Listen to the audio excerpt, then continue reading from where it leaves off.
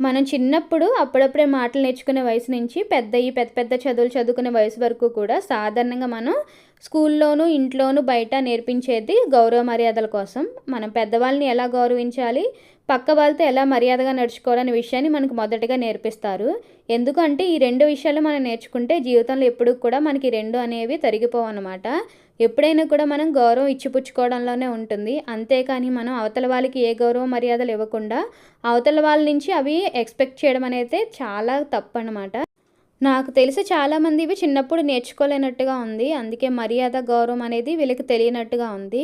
వీళ్ళుంటే ఇప్పుడైనా ఖాళీగా యూట్యూబ్ చూసి యూట్యూబ్‌లో కామెంట్స్ పెట్టే బదులు గౌరవ మర్యాదలు ఎలా ఇవ్వాలి, ఎలా తీసుకోవాలి అనే విషయాల కోసం సెర్చ్ చేసి తెలుసుకోండి. ఇకనైనా ఇంకా చాలా టైం ఉంది కదా!